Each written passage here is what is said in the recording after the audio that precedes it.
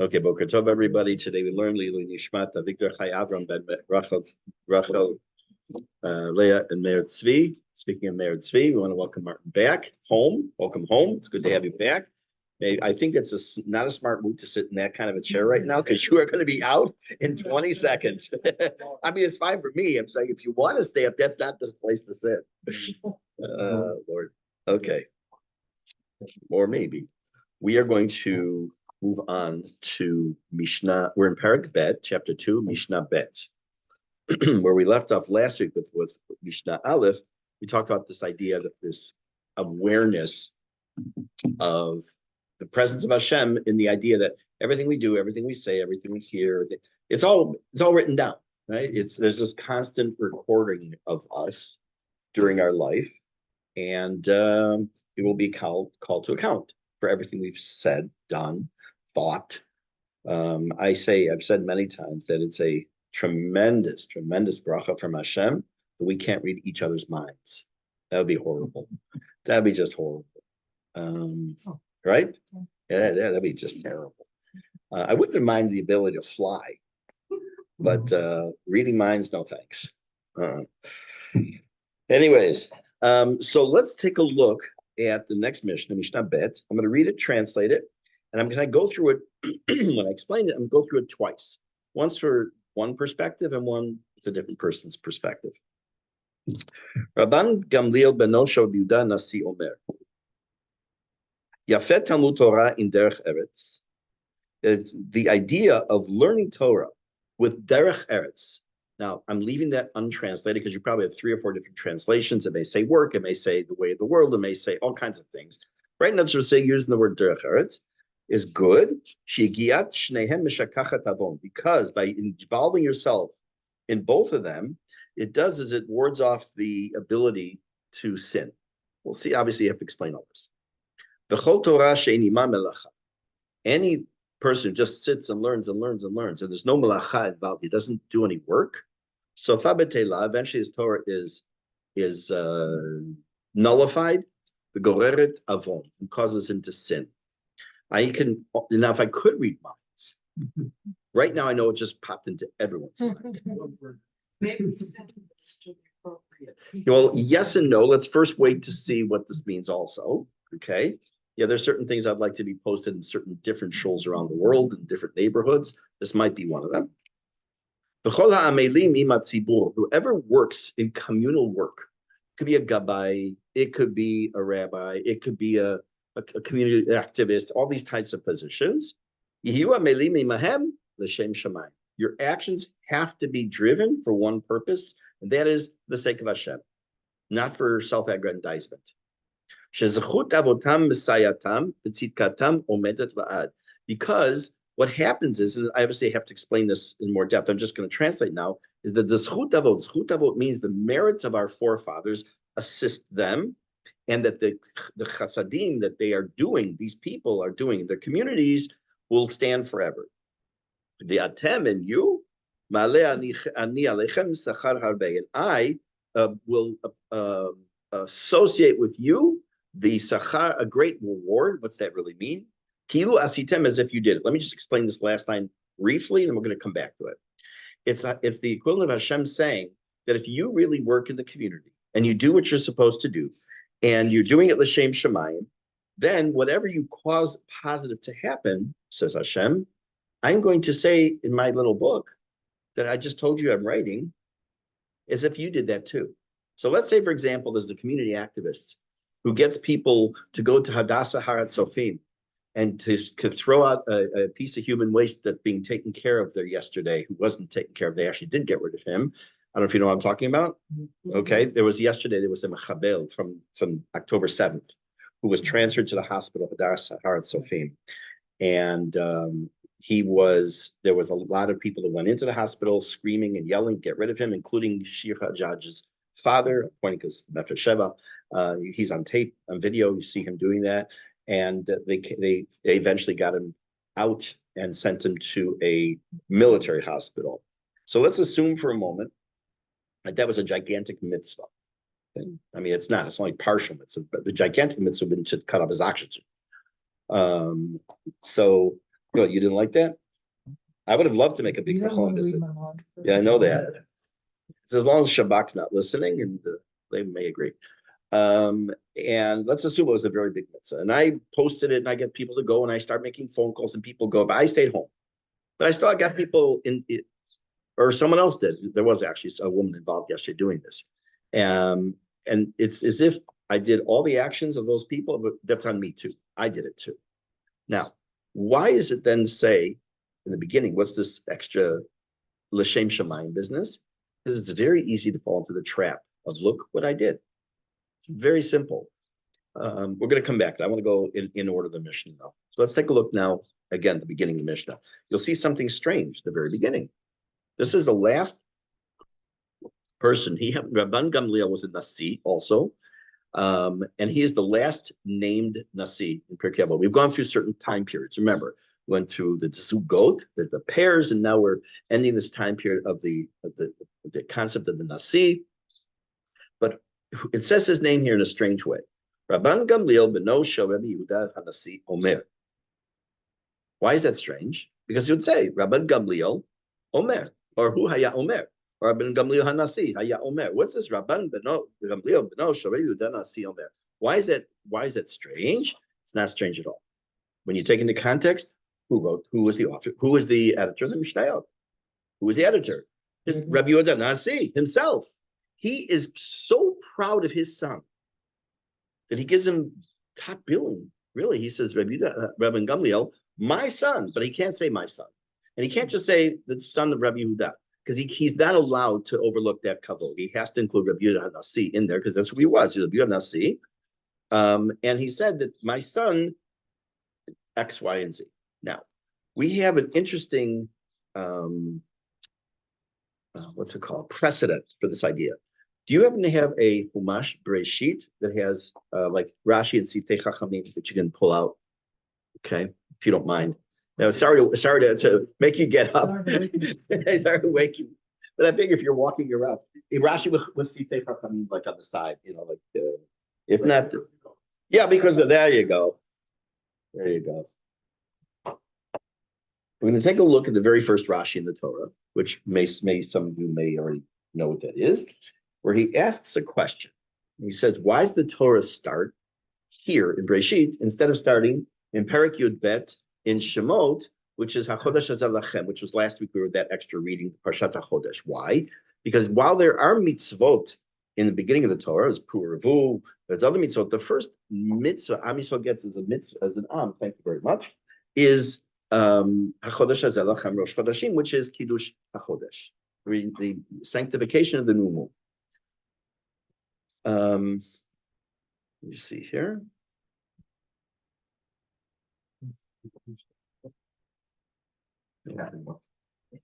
Okay, so I don't. Okay, so maybe it was an Ikar Sitei Chachamim. Okay, I'll just do it from my memory. So Rashi starts off like this. Very, very, very, very, very, very first Rashi in the Torah. Amar Rabbi Yitzchak said, Lo hayat tzarich liatchil et haTorah ela mehachodesh hazeh lachem. Torah should have started, could very simply start from HaChodesh Hazeh, and basically left off the rest and left it to Midrash for us to understand. And why does it go? And he gives us the reasons. Problem is, who's he quoting? Amar Rabbi Yitzchak. Who's this Rabbi Yitzchak? What was Rashi called? Why was he called Rashi? Besides Rabban Shalisel, he was Rabbi Shlomo Yitzchaki. His father's name was Yitzchak. He's quoting his father.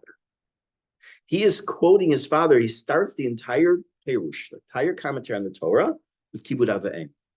He wants to show a deference to his father. He could have very simply said, this is Rabbi Yitzchak. Could have left that off. But he does this, and Sitei Chachamim points that out.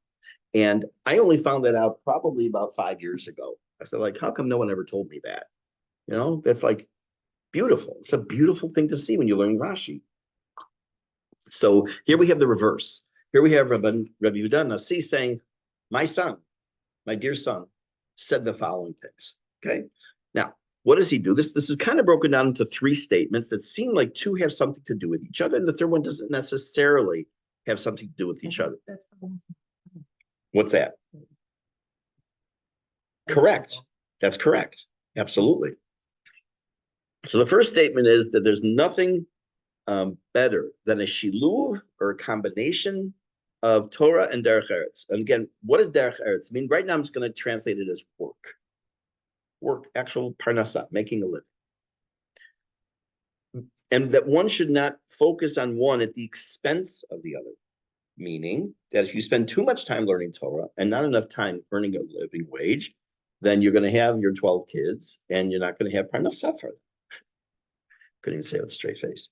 I don't want to. I will start off by saying last night. Starting off, I'm already 12 minutes in, but I will mention I was last night at a kenes, a little mini conference, kind of a rabbi conference thing in Yerushalayim, on the auspices of Mizrahi, YU, Young Israel. It was a whole bunch of it. It was wonderful, wonderful, wonderful. One of the last people that spoke was a Q&A with Rav Yosef Tzvi Rimon, which was just brilliant. I didn't know. I've heard him speak before. I didn't realize how great a sense of humor he has. He was just tossing out one-liners left and right. But when it was serious, it was serious. And one of the topics was the idea of the whole draft issue in the Haredi community. He spoke for about 40 minutes on what should have been a 5-minute response. And it was great. It is video. It's on tape, but whether it's going to be he's going to allow that to be out there or not, it's up to him. But he talked about this whole idea. And he went in for probably about a half an hour of all the benefits the Haredi world brings to Judaism. He said, yes, of course you want them to go out, we want them to fight. And he was talking about that. I don't want to discuss that right now, but I do want to at least acknowledge that that's the topic that seems to be popping up here, because it says that you shouldn't have one at the expense of the other. But most people, they right away look at the Haredi community. Oh, they're learning and they're not serving, and what about work and all? And yeah, that's a legitimate thing. What about looking inwards to our own communities? I'm not just talking spend Avot. I'm talking about our Dati Lumi world. Have you ever heard someone say that the Dati Lumi world spends too much time learning and not enough time making a parnasa? No, you don't hear that. But we do have a serious issue at times with us putting too much emphasis on earning a living, getting a degree, and the Torah takes a back seat. That's also not good. That's also not good. So you don't have that. In what? Of course, depending on what country you're talking about and what neighborhoods in which countries you're talking about. I know what you're saying. I know exactly what you're saying.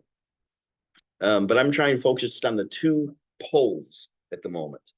I think it's very important, by the way, what Reverend Ramon said, was for us to understand the tremendous amount of goodness that's brought into this world from the Haredi community. I mean, and the Chesed community and things of Yad Sarah and Hatzala and all, there's just tremendous amounts of goodness. He was also, I'm not going to digress and talk about, but he also was discussing how many Chachamim are up in the battlefields now. Said it's unbelievable. And the level of tshuva that's happening in the rank and file the soldiers. He said he told a story that he has hugged. He was wearing a jacket. I know I said I wasn't going to digress, but I have to say this. He wears a jacket when he speaks and when he goes to school. He hasn't slept probably since October 7th. And he's constantly going where he has the energy.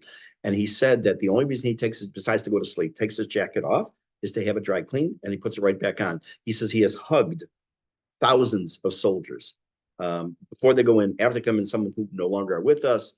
And he said that he was with a unit that was just coming out of Gaza. He was down by the border, and the Mefaked talked to him and he said, look at his people. He said, take a guess. He's just talking privately, not in front of all the people. How many soldiers here? He said, I think 100 soldiers there. How many are Dati? So he said, I don't know. It's 20, 30%. Yeah, about 35, 40% are Dati. He says, but not a single one is not wearing tzitzit. Every single one's wearing tzitzit because they know what the issue is. They know that it's part of our uniform now, that's going to help protect them.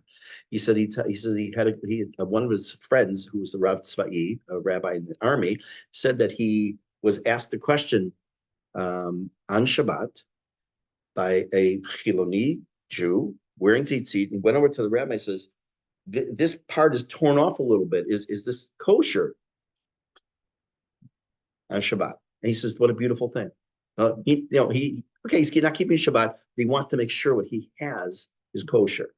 So, and depending on the community, you would tell that story, and you hear that wow, it's beautiful, or you hear pig's feet. You know what I'm talking about when I say pig's feet? There's a Yiddish expression. I forgot the chazir something. A chazir on the outside looks kosher, right? Because it has split hooves, but it doesn't chew its cud. It's the only animal in planet Earth that ever existed that has split hooves that doesn't chew its cud, by the way. And according to the Midrash, will become kosher because its nature is going to change in Mot Mashiach, whatever that's worth. And so people will say, like, or Tovel V'Sheretz Biyado, which I've used expression here. It's going into the mikveh, but he's still holding a bug. He's trying to make himself kosher, but he's still holding on to something that's tameh, that's ritually impure. That's one perspective. It's a bad perspective because at least the guy's asking the question. It's a great start. But in any case, let's refocus here. So, but again, I think that we're very, not we, but people are very good at trying to look at other communities and lay blame of something and point a finger. First, the only person you should be judgmental about is yourself. That's very important. Only about yourself and not about other people or other communities. You can harbor ill will. It's not the greatest thing. I have a very hard time with some of this, obviously, as many do.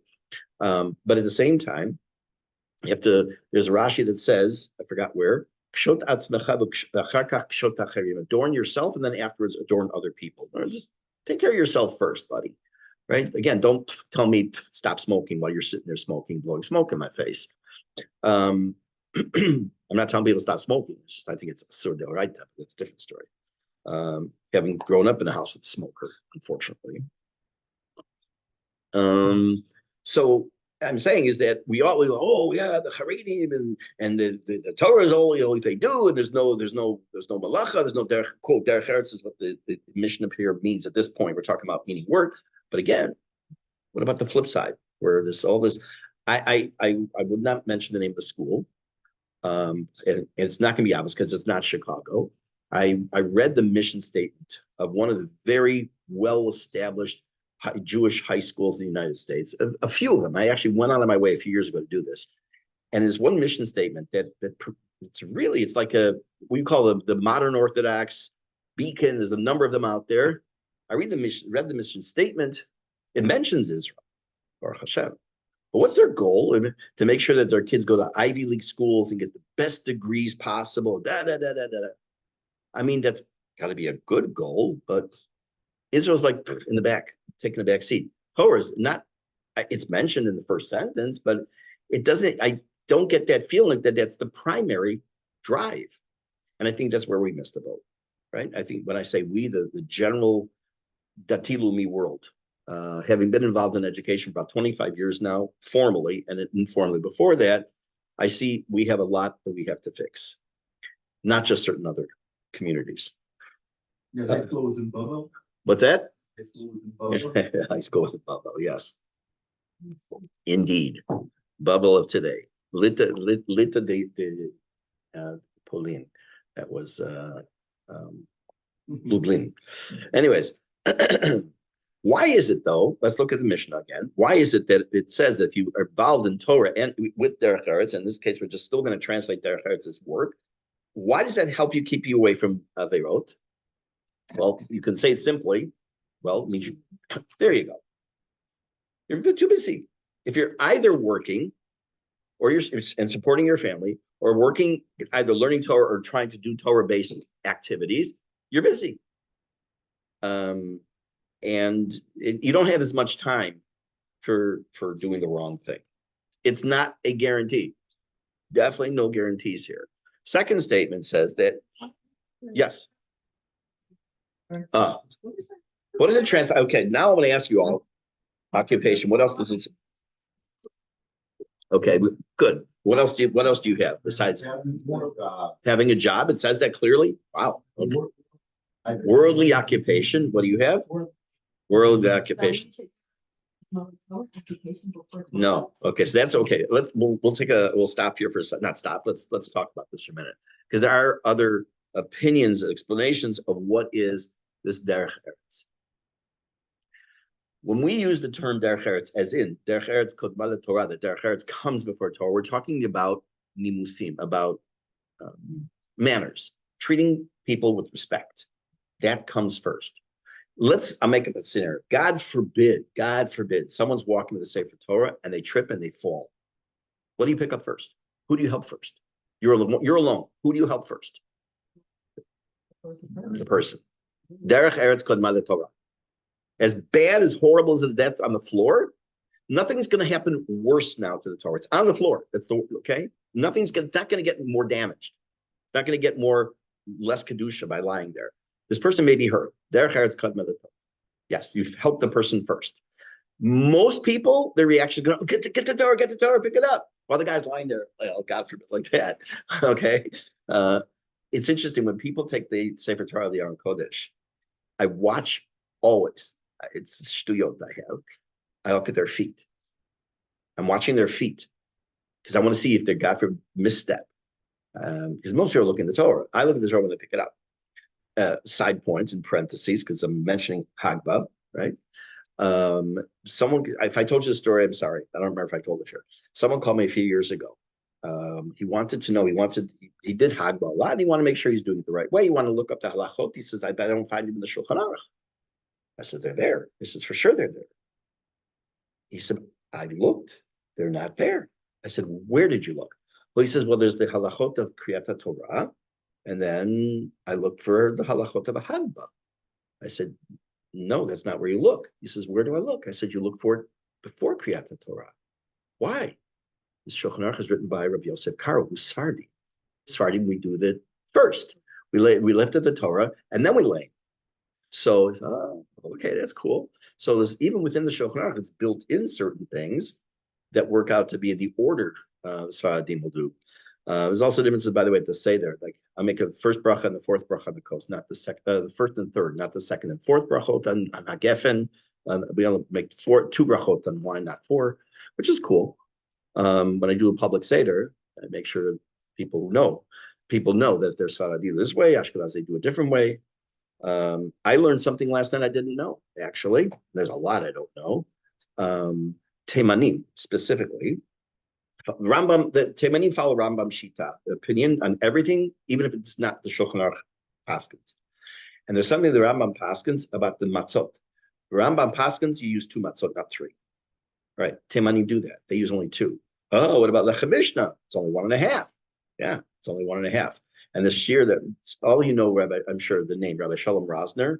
You see him every week in Torah Tidbits if you look at that. So he gave a couple shiurim last night also, like mini Shabbos Hagadol drushes. Mm-hmm. And this is one of the series of things he pointed out about the Seder, that things are not in their normal way.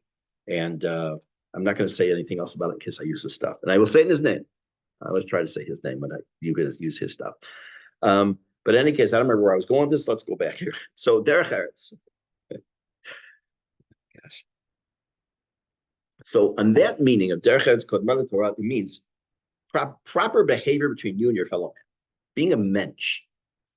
But it also is something else. The way of the world is what? Is you have to, since the time of Adam HaRishon, when it says, B'zeyat apecha tochal lechem, by the sweat of your brow you will eat bread, means we were given the punishment, I use it in quotes, of having to work for our food. It doesn't just grow automatically out of the ground, and you don't just suddenly have a Makola deliver food to you every single day with not having to pay for it, which, by the way, it's interesting. It says, Bimot HaMashiach. There's a specific word that says it will grow from the ground. Gluskaot.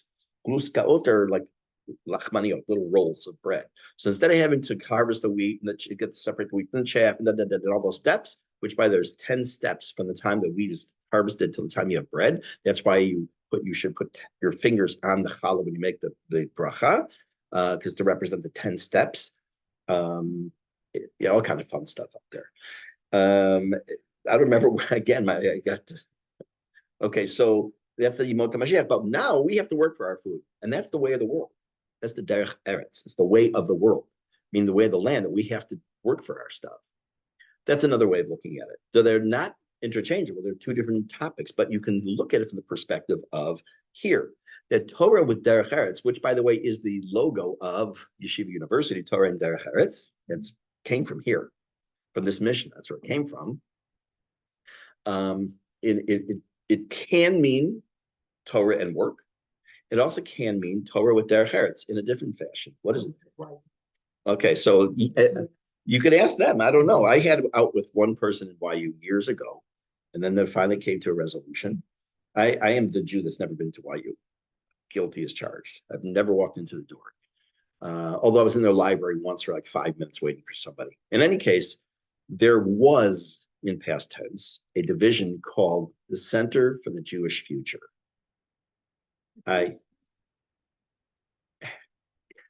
Hold on. You see that big smile? And I wrote a letter to the director of the Center for Jewish Future, and I looked at their mission statement. I like doing that, I guess. And Israel wasn't even mentioned in it, interestingly enough. And I tore into them in a nice way, not really. I said, basically, I said, you guys are out of your minds.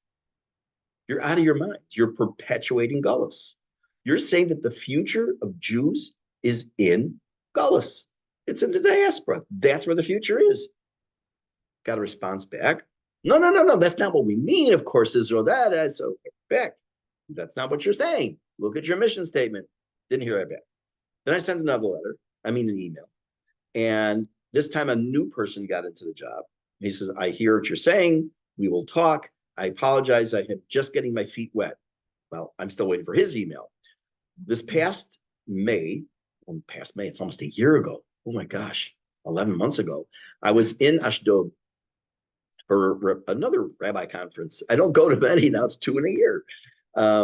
And the person who was the Rabbi Penner, I don't remember his name. Penner, he just stepped down. He just took a new position. He was there for many years. And we had this open Q&A evening to ask questions of, he was like basically the CEO of YU. And I didn't want to ask him publicly for various reasons. I mean, I'm not, you know me, I'm not shy. I'll ask questions. But I went over to him during the meal time and after he's hanging out. And I said, I want to ask you a question. And I told him about the emails and stuff. I said, can you explain to me? He goes like this. It's closed. There's nowhere center for the Jewish future. Yes. Rabbi Brander, who took over for Rabbi Riskin. Right. Correct. Right. So Rabbi, he did right. Exactly. Schwartzberg. Yes. Landsman of yours. Yeah. So, but they were very nice about it. But his response basically was, don't even bother continuing the conversation. It's closed. I said, good. Great answer. Right. It's a great answer. I'm glad to hear. I told him I was very glad to hear that because he says, I know what you're saying. I understand. We're done. And he didn't say like this done, the conversation's over because he was actually very nice, but okay. I would like to believe they had an epiphany and realized it was insane. No, that wasn't, it was no, made up was way, no, yeah. Yeah, they definitely did. But why is it that if we translate Derech Eretz in this situation as how you act to people, how does that help us? How does that help us that we say the Torah with Derech Eretz keeps you away from Avot? Think for a second. No, because I have Derech Eretz, I'm learning Torah. How's that keep me? No, that's learning and working. We said that. Now I'm saying, what if we translate Derech Eretz as treating people nicely? How does that? What's the word? It says mishakachat avon, right? It says that involvement in both of those helps to literally means to cause sin to be forgotten, but it means that you won't sin. You're practicing what you preach. Mazel tov, very good. You're practicing what you preach. Right. Exactly. What you've learned, what you preach. So if I sit here and I teach Mesilat Yesharim, or I go and I learn Hilchot Lashon Hara, and I call and speak Lashon Hara, and I don't follow the steps in Mesilat Yesharim, and don't, the Zirus, that's for them. Zirus, that's for them. You have to say it in Ashkenazis. It sounds better in this case. Then I've lost it. Then I am going to do all kinds of wrong things. But it reinforces it when I try to live by it, and we try to live by what we learn or what we teach. So is that a little clearer now? Okay. Yeah. Right. Talmud Torah in Derech Eretz. Correct. Very good. I actually have that written down on the next or 2 lines down. It's still what Martin's point is what's ikar and what's tafel? We've used these expressions before. What's the main thing and what's the secondary? The Torah, even though we talked that there's Eretz Kodma, the Torah, does not mean you could just spend your day all day crossing little old ladies across the street, okay, and then you have to learn, right? That's not what it means. It means it's a shiluv, it's a combination, but still don't lose sight of the fact Torah is the primary. Very good catch. Yafeh. Second statement goes another step further. It says, "V'chol Torah she'ein ima melacha."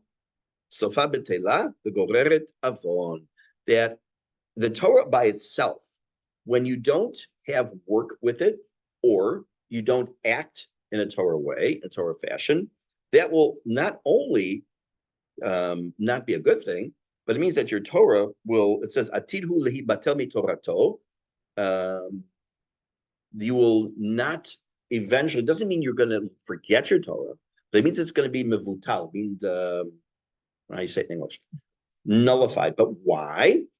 Because he's going to end up having to go out to work and find a job. He won't even be able to learn Torah. That's one way of perspective. That's the perspective of Rav Kahati, by the way. There are other opinions that it means that his Torah will be forgotten.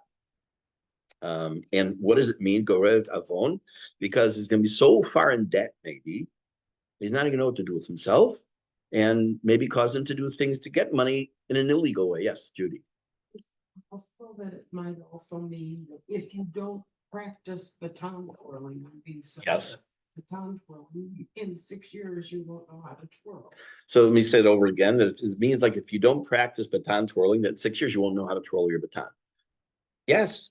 You need to. You need to be in it. Use it or lose it, is what they say, right? Use it or lose it. And yes, that's another perfect explanation of this. Yes.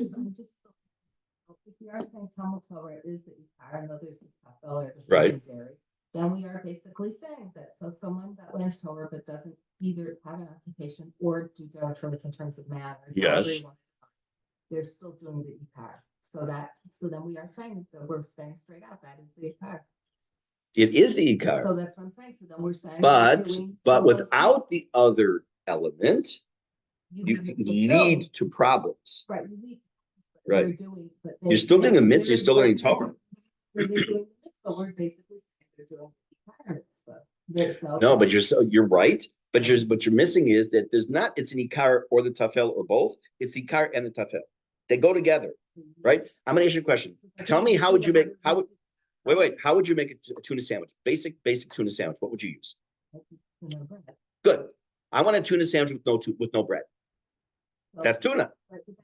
I want a tuna sandwich, hold the tuna. It's just bread. You need both. One's ikar, one's tafel. Okay, correct.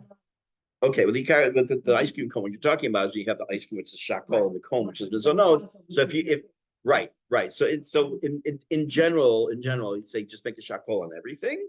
But if you really say you value the cone as much as the ice cream, then make the mizonot and make a shakol. Right. Right. Okay. I hear what you're saying. It's a legitimate comment. It is. That's what they taught us to say. It's legitimate. I hear you. I value you. No, I hear what you. I understand. But it's saying that, the implication here is that if you focus only on the ikar, that it is to your detriment eventually. That's the point. Okay. But there is an interesting halacha that says, Aseh Shabbatcha chol, v'al tistarech lebriot, which means make your Shabbat like a weekday. I'll explain what that means, and don't become dependent on others. What does that mean? It means that if a person doesn't have a lot of money, instead of trying to take money from others to buy food for Shabbat, if they have something that's a weekday kind of meal they would have, maybe they won't eat a tuna sandwich for Shabbat meal, but okay, they want to have meat, chicken, but they don't have the money for it. Have the tuna. Have the tuna. Now, I'm not talking about a person who's poor, who really they need money for food in general. Okay. But if you have the choice, you shouldn't, and that's not meant just as an example for a Shabbat. It's meant as a way of life. Like, try to earn. Not everyone can earn a parnassah. Not everyone can earn the amount they need. Assuming for a moment you have a mortgage or you have to pay a rent, and you make X amount of money, and between that and the cost of food, and you're maxed out already. Now what? What are you supposed to do? Okay, so Baruch Hashem, there are mechanisms to help people to help them, but you are not allowed to say, you know what, Rav Aviner's a nice guy. I'll go to him once a month and get a check for 1,000 shekel, whatever it is, to help pay for whatever, and I'll just sit at home and watch Netflix. Doesn't work that way. You need to get off your butt and work. You need to do. Oh, I'm not going to work at the makolet because boy, that's beneath me. I'm only going to make 25 shekel. Well, it's better than 0, and it's work. It's not sitting at home doing nothing, waiting for other people to support you. And unfortunately, there are people like that. Sad, there are people like that. Third statement to the Mishnah seems to be a different topic. It says, those who involve themselves, not just involve, it means to really toil at something with the community. They should be doing it l'shem shamayim. And I want someone to translate for me what it says in your whatever art scroll ever says. What does it say? I'm curious. For that second half of that sentence. For the merit of their forefathers assist them, and their righteousness endures forever. Okay, very good. We have to first understand what is zechut avot. Is it the zechut avot of Avraham, Yitzchak, and Yaakov? What's it say? What's this? The in-between words. Which is? Okay, so it's the merit of the community. Very good. Right. Right. So I translated in the beginning on purpose as zechut avot, which is a normal translation, which means that we don't deserve what we get. No one can say to Hashem, I deserve this, maki ali, but we do get a lot of stuff because of zechut avot, because of how Avraham, Yitzchak, and Yaakov acted. And I'll give you an example about that in a minute if I don't forget. But what Rav Kahati says, and that's what's actually quoted in your book, says that it's referring to the zechuyot of the community. That on the back of the community, you may say, I don't have the koach for this.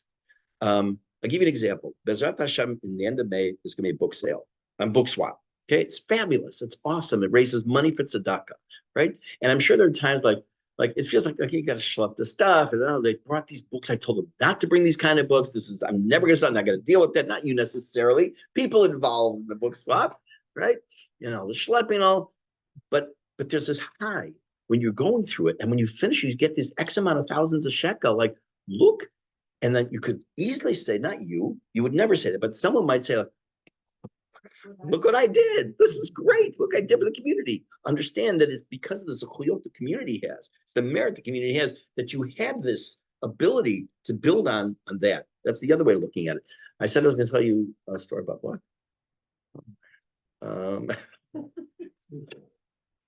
Zechut avot. Oh, this idea. What does it mean, zechut avot? How do we understand what that is? Let's say I am 19 years old. God forbid, 19 years old again.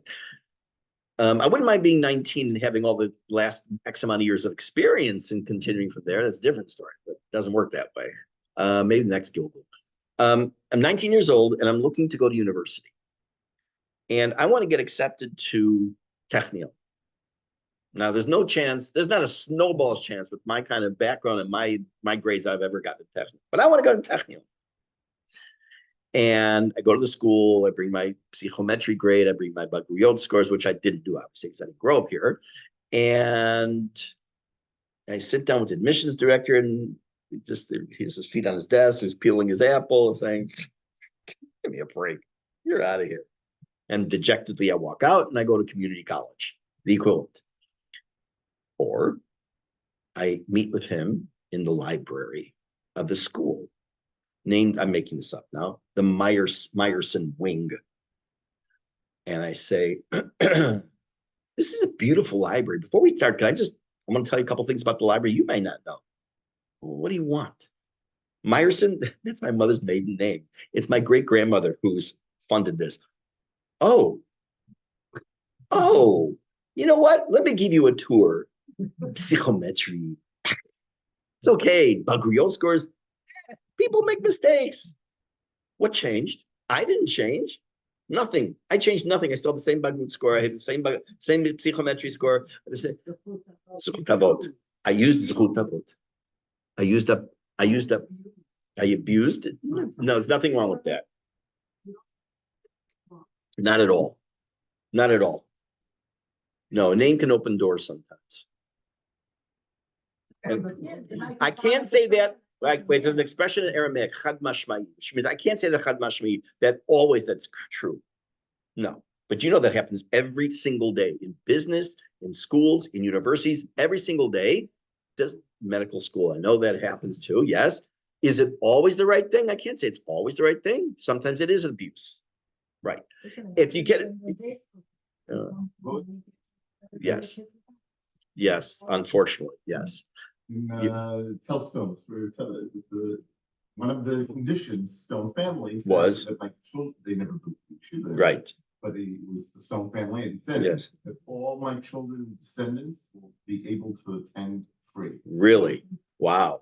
Because he also because he didn't know Right. he may have wealth Right. or other people, attributes, right. but the grandchildren and great grandchildren may not. Right. So this way they are covered. And those wealth is It'll go disappear in a minute. Right. Like I mentioned before, right? Dr. Walder, who just passed away in Chicago. Dr. Walter, he's the one who found the DNA technologies, became multi-millionaire overnight. And I heard him, not him say it, that his employee told me that Dr. Walter gave away a ton of money to tzedakah because he said, I don't know when God's going to take it away from me. I need to get rid of it faster. So he gave away just tons of money. Anyways, so the Zechut Avot here could be either the tzibur, the community for which you are toiling, or the Zechut Avot of Avraham, Yitzchak, and Yaakov, or maybe both. We don't know. Yes. But the story you gave. Yes. This person taking advantage in my. It's not a zechut necessarily. It might be a zechut because they endowed a library to allow people to study, to learn, to have a place that's comfortable. I'm making up the story, obviously. I'm benefiting from that. Doesn't rely. Like how they get Sure. something higher level, someone that doesn't use the name or say. Yes. Like there's certain people that introduce themselves as rabbi or Right, doctor. and right, then there's because they, people that, right,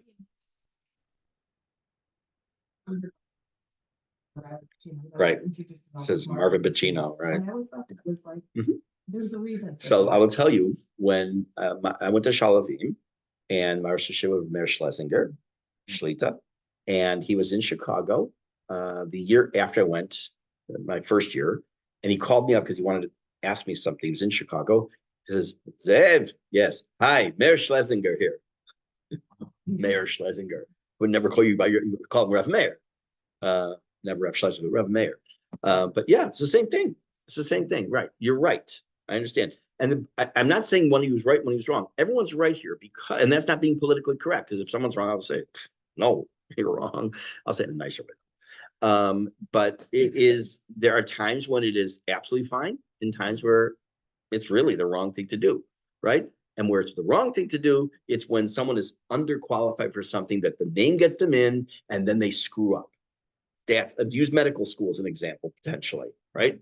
Guy gets into medical school, his ability to be a doctor, bedside manner, whatever it might be, is in the toilet. But the only reason they got in is because his name was Fishbane or whatever it was, and it was, or maybe because he was take it a little further. The ones who give him the final tests and on their whatever it might be, they knew the father or the grandfather. There's always some little twist that you never know is hiding behind there.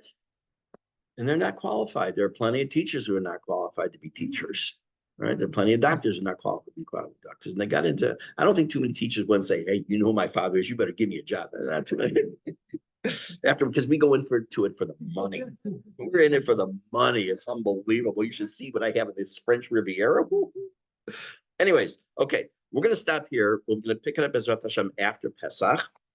I have a little bit more to say, I think, about this Mishne. We'll do that after Pesach. In the meantime, I want to just wish everyone a Chag Sameach Kasher. I want to mention one last comment from Rav Rimon last night. We discussed the idea of, is everyone's going to obviously insert something if they say they're about the Chatufim, about the injured, about the Chayalim, about the war, something. And most will want to probably do it around the Vihisha Amda part of the Haggadah. Do it wherever you want. you need to balance the not making the Seder suddenly fall into the trap of now we're talking for an hour about Jews, the people hating Jews and anti-Semitism, and it's still supposed to be an uplifting evening. But this can help us do, of course, is to recognize that while we are saying the words Vihi Shamda, that is that in every generation there are those who stand up to try to destroy us. We can, and you're supposed to say every generation is supposed to feel like you went on a Mitzrayim, right? So this is an unfortunate opportunity for us to feel right now, mamash bechush, like you can really feel it, that we're alone. We're alone in the world right now. Yes, there are plenty of people who like us and love us and all, but as far as like the top tier, the people, the decision makers, we're alone. Doesn't mean that America doesn't want to destroy us. As much as I don't like what they're doing right now politically, I'm not talking about America. The American government doesn't want to destroy Israel. God forbid. That's not their goal. Iran does. Turkey does. Iran, plenty of them do. There's enough of them, Yimach out there. But when it comes to how we're being treated, obviously different than any other country in the world, and how we're being spoken about and all these other things, and suddenly we're the bad guy, even we're the ones of the victims, we're alone.